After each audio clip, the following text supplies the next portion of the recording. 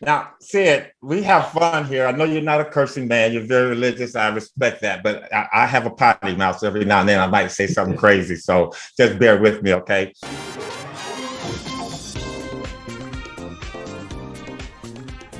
The Showtime Podcast with Michael Cooper is brought to you by FanDuel, the exclusive wagering partner of the CLNS Media Network.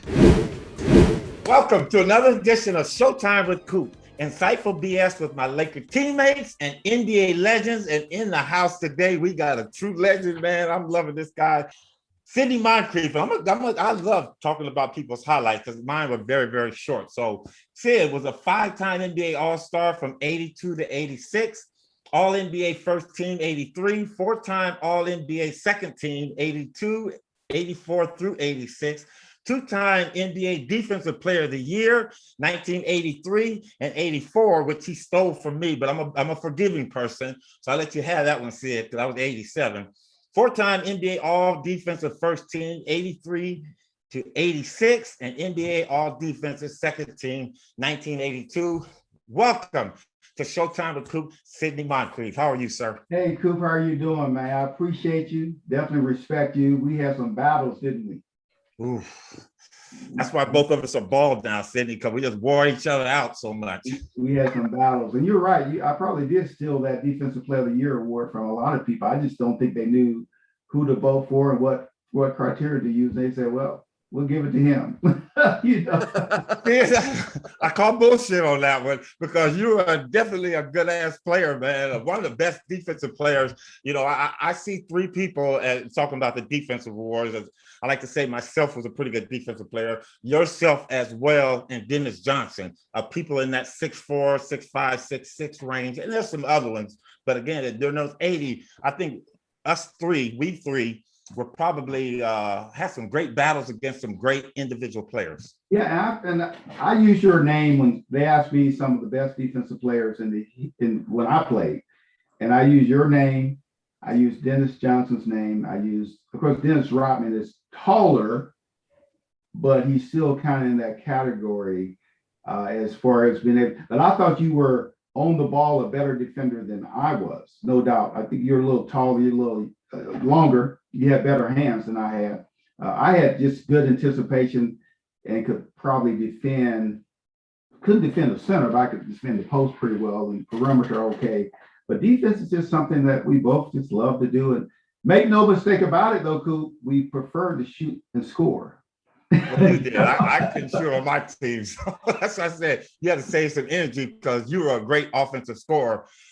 Sid, a heck of a career you've had. I'm just go back just a little bit. What was it like growing up for you as a young person? Did you have aspirations of playing professional, or was basketball just something to do to keep you out of trouble?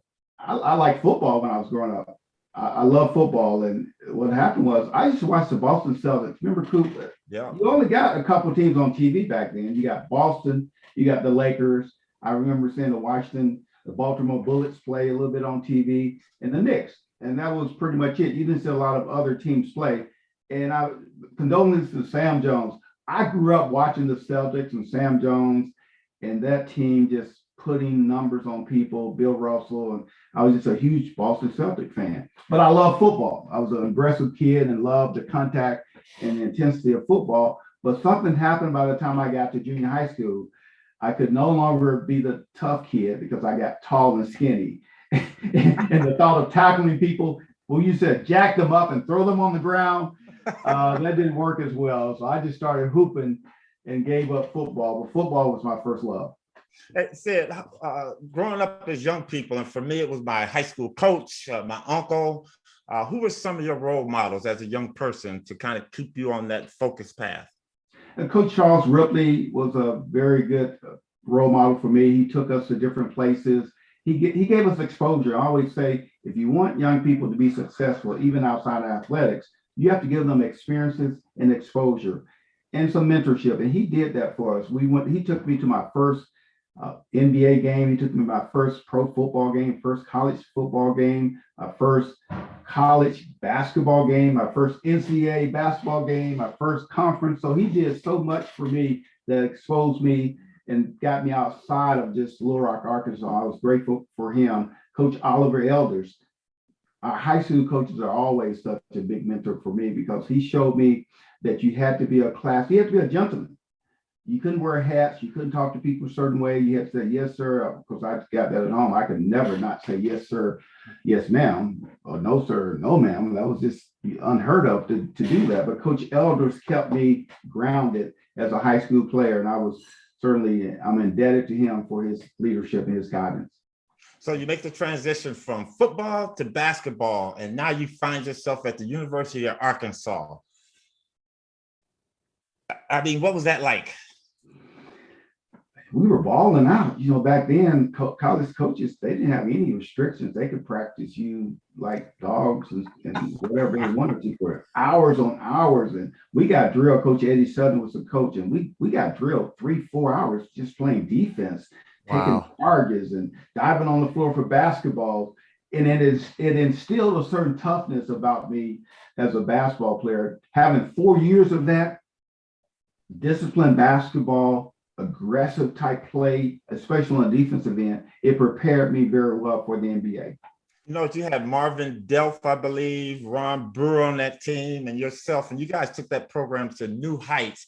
And said, I'm not big on pictures of individuals, but probably my two most iconic pictures that I always enjoy seeing, and I got it here somewhere in my man cave, but I can't find it right now, is George Gervin, Iceman, sitting on the block of chair of ice like that. And Sidney, your picture on the front of Sports Illustrator with that two-hand dunk you was going like that, I have labeled that "Show Them the Funk," because it had your underarms, it had all that, man. But that was an amazing. Did you see my deodorant? Exactly. You see my deodorant, white deodorant? Show them the funk, man. But a great picture, man. Your thoughts on that, man? Yeah. Well, I don't have a picture I don't have that photograph. I can't locate it. Wow. I find it a lot, and I'm sure if I dug deep enough, I would find it. But I have signed so many, and what really brings back memories of the fact that the program started a certain way. And I never forget, we played UCLA at the Pit. UCLA in the Pit. I know what I'm talking about, boy. And that altitude, it's just enough altitude there, isn't it, Coop? Oh, yeah. Just so you can go. It's just enough to throw you off. Yeah. In UCLA, they were this powerhouse team, was not like the old UCLA teams, but still a good team. Kiki Vanderway was on that team. David Greenwood, Roy Hamilton, they had a good ball club. And we were just these country boys from Arkansas, and we played in the Pit. We had fans there. We beat them. We were on them like white on rice. Say the other words, Sid. Say the other words. Like shit on stick, right? That's not, I wouldn't say we were on them like shit on stick from the opening tip. And we ended up winning that game and went to the Final Four that year. So Arkansas, that was some great years. I don't think you ever recreate college. Even though I enjoyed playing in the NBA, you can always, at least I can always say, the most memorable games are still in college. It's not really in the NBA because you play so many games in the NBA.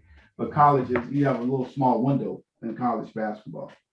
Hey, you listening to Showtime with Coop. We have Sidney Moncrief in the house. Sidney, we're at this point of the stage. I have something I call Coop's Lightning Round. I'm going to give you 5 names, and you tell me as much or as little about the names, okay? Okay. First one, Terry Cummings.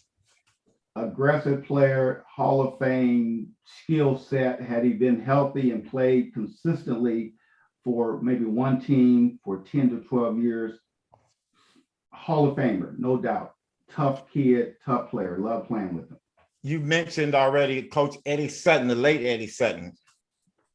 Yeah, Coach Sutton, very disciplined. He loved his players. He had high expectations for us. And if you played for Coach Sutton, you were ready if you had the skill to play in the NBA. He prepared players to play at that next level. Now, I played for Pat Riley my whole year, a couple of other coaches, but Pat Riley was my main coach. I would love to have played for Don Nelson. Oh, he was fun. He was very innovative. He wasn't as flighty as people think. He was a student of the game. He understood the game of basketball, and he understood matchups. And he worked Coop. He worked us as hard as Pat Riley worked you all. Yeah, I bet he early did. in my career. Uh-huh. We worked extremely hard. And remember back then, you could have 2 practices, and they could be full practices. You had no limits, and then you could have a meeting in between. So we would practice really hard, have this meeting about the plays and all this different. I'm like, you're sitting there like, I'm tired. From talking about plays, just throw me the basketball. Let's just hoop. And then you go out that evening and then do it again, practice again. So I'm gonna say, quit bringing up the bad memories, because Pat Riley used to do that. Practice meeting, practice film afterwards. So we didn't have the film afterwards. So you all were no, we didn't have that afterwards. Kobe Bryant. Assassin. I coached in the NBA and watched Kobe close up, and just to watch. And the thing people miss about Michael Jordan and Kobe, they were fundamentally sound players. You watch their footwork, you watch their shot mechanics, you watch their passing mechanics, everything about them. Kobe was very precise and was very fundamental, even though he did have flash in his game, but it was grounded in basketball fundamentals. And last but not least, LeBron James.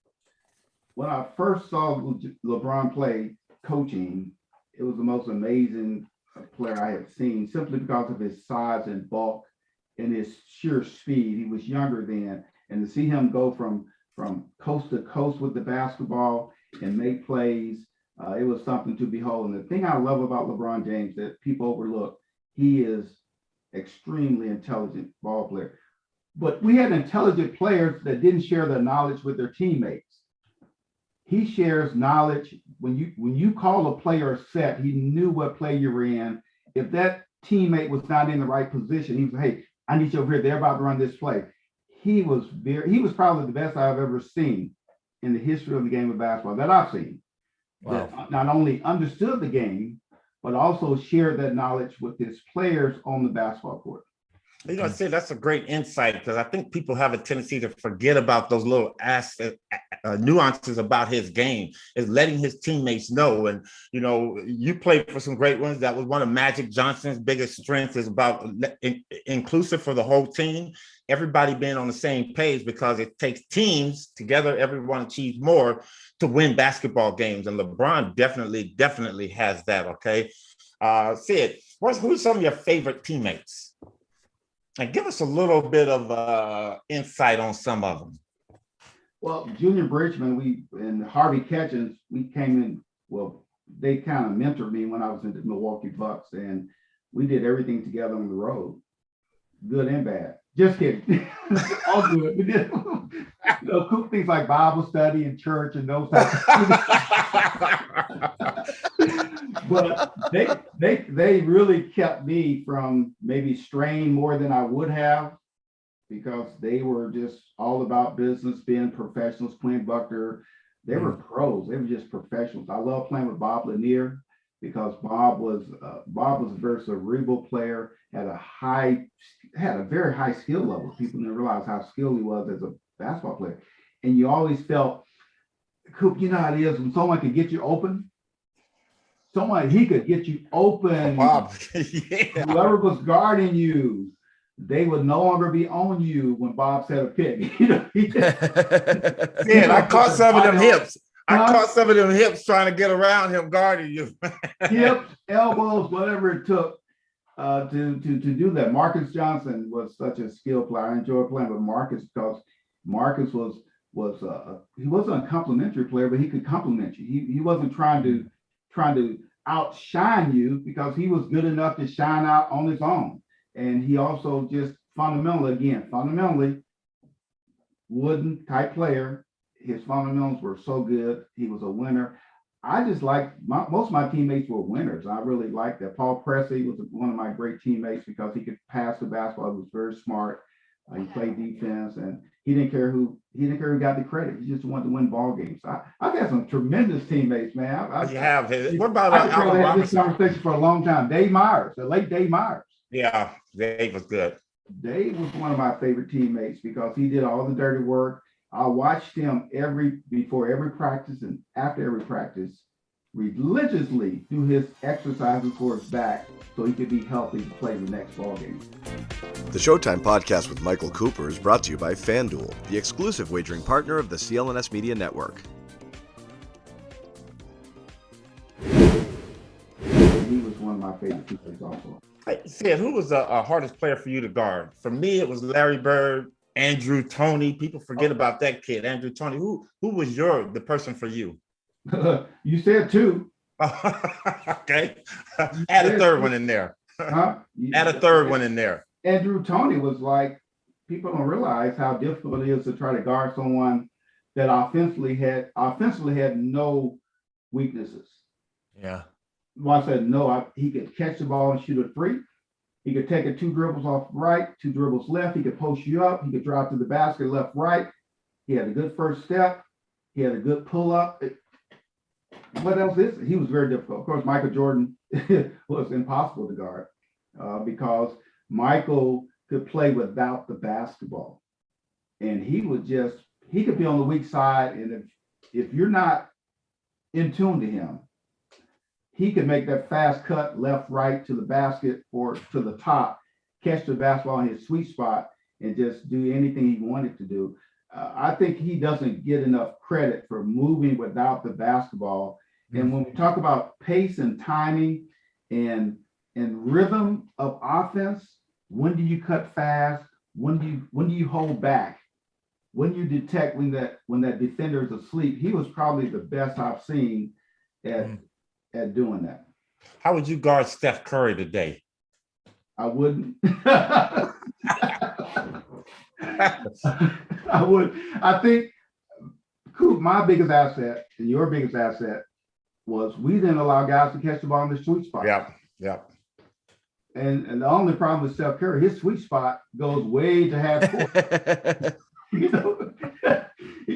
So he could, if he caught the ball anywhere, you're just in trouble. You're at the mercy of that offensive player.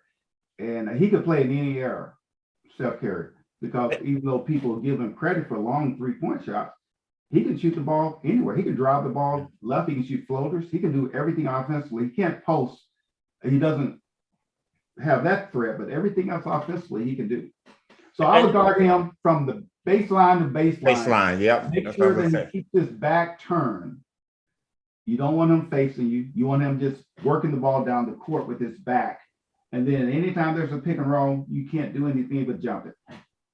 And you know what, Sid, when I try to tell people about a player like that, you and I and many more, Joe Dumars to name a few, are good one-on-one defensive players, but it took our teammates to really help us because there were times we were beaten. Our teammates got to be there to kind of close that gap so you can catch back up. So that's why I say guarding Steph Curry would be a team responsibility on the switches when he's driving and make him become a passer more than a scorer. Yeah, his handle is too precise to guard him one-on-one. So it would certainly have to be a team thing. And here's what people don't realize. What you work on is what you're good at. Remember when we grew up working on dribbling, you didn't do that a lot unless you were a point guard. I did it in the summer because I wanted to handle the basketball. Sometimes I did play point. But if you look at the amount of time guys spend now dribbling all sizes, and also shooting threes, that's why they're very, very proficient at handling, keeping dribbles alive, and all those type things that we were not as good at doing. You had a great career, Sid, but I'm gonna bring up one instance in your career. In 1987, you guys were playing the dreaded Boston Celtics. Now, one guy I hated this guy, even when he went to BYU, Danny Ainge. And you had you had a fight with the guy. Shit. I had a coop, call it a coop when you fight with someone. Tell us about that, Sid. Because you got fined $1,000 back then. That was a lot of money. That was a lot of money. And I just didn't grow up with people just doing whatever they want to you, like elbowing you. I didn't mind someone hitting me with an elbow if it was an accident. But when someone is doing things intentional, I don't care who it was, Bill Lambier. Big field goal does not get the free throw down. Moncrief on the outlet is stopped by Ainge, and they're at it. Boy, Sidney Moncrief is really upset. Cooper, who was I played fair. I wasn't dirty. Anyway, go ahead, Sid. you have to, at least I did. I had to stand my ground, and at the right time, you have to make a statement for not only yourself, but for your teammates. And we pride ourselves with the Bucks on trying to be not tough, but tough enough of the type players. But I remember I went down court and he elbowed me once. I was like, okay. Then when he elbowed me twice, I was like, all right, okay now. But when he did it the third time, was something that I said, no, this is not going to work. This ain't going to work. So there are pictures in the new arena of the frames from the time I went for his legs to the time I threw him on the ground. There's frame 1, frame 2 is amazing, frame 3. And I call my teammates, I call Junior and Harvey, and I said, now, when I was on top of Danny Ainge, I saw Bird, I saw the Celtics, but I ain't seen one Buck player anywhere around. So what's going on with that? They were like, you own your own, buddy. In a row, your temper gets short, and Sidney Moncrief took the ball to the basket, and Danny Ainge wrapped him up. Let's watch it. He wraps him up right there, and Sidney comes up swinging. Looked like Sidney may have delivered the first blow in terms of who punched who. Boy, body slammed him too, and then they go at it. Earl Strom and Daryl Garrettson are the officials. They'll have to sort this out. All 3 Boston coaches on the floor, both of the Milwaukee coaches out there. That's all right. You won. Just, I've been fighting that guy since college to the pros. Dirty player, but you gotta love Ainge because he was doing what he had to do for his team. Dan Ainge is still one of my favorite players. Seriously, because you can't really fault a guy for competing. Exactly. And trying to gain an edge and trying to get in your head. You can't fault him for that. And he did that very well. I like him as a player. I like him as a person. Your thoughts on the NBA today? NBA today is still competitive. It's fun to watch occasionally. We talked about that. Sometimes I'm flipping through the station and there's an NBA game. And I start watching it. I'm like, who's that guy? Who's that guy? Who's that guy? Who's that guy? It's like, you don't know anyone because, when I coached, I kept up. I knew the NBA. I like analytics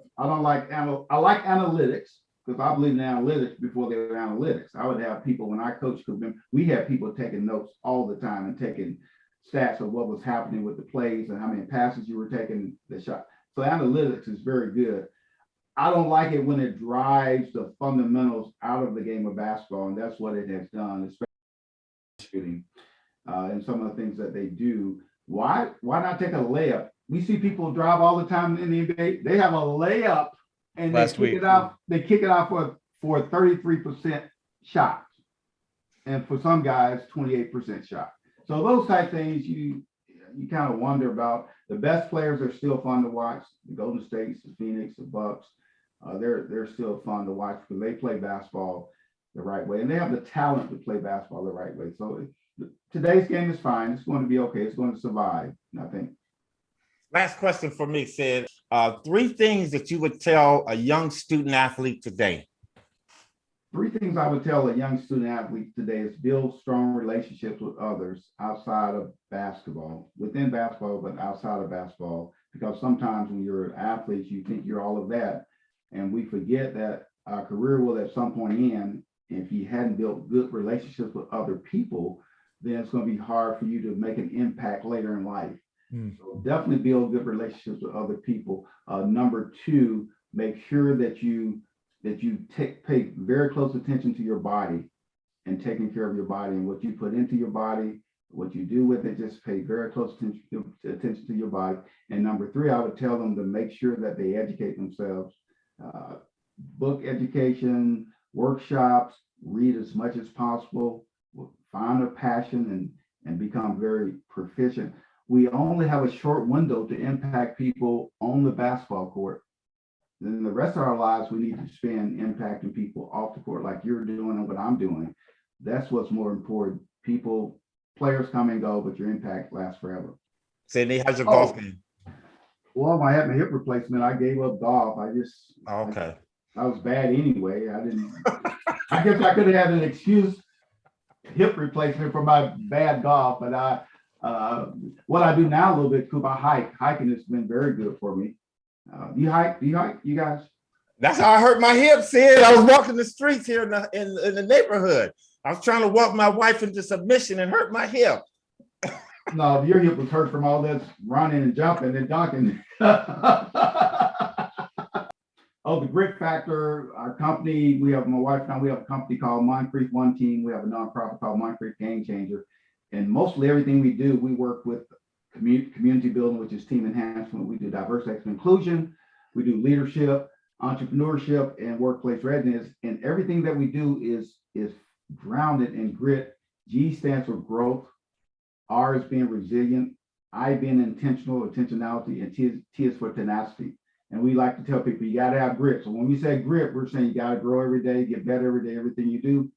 Be resilient, don't give up, keep fighting, be intentional, make plans, be calculated about what you're doing, and then have tenacity. Be like a little bulldog, be like a Coop or Sidney Moncrief guarding Magic Johnson, someone. You got to have that tenacity in everything that you do. So that's what grit is all about. There you have it. Thank Sidney you, Moncreif in the house with a lot of grit, baby. A lot of grit. Sid, thank you so much, man. Stay well and healthy and keep shining like you do, my man. Thank you, thank you, thank you. Yeah, love you, man. Okay. Massachusetts, listen up. The wait is finally over. FanDuel, America's #1 sports book, is now live in Boston. I have so many people that love me in Boston, and new customers in Massachusetts can get in on the action with $200 in bonus bets guaranteed when you place your first $5 bet.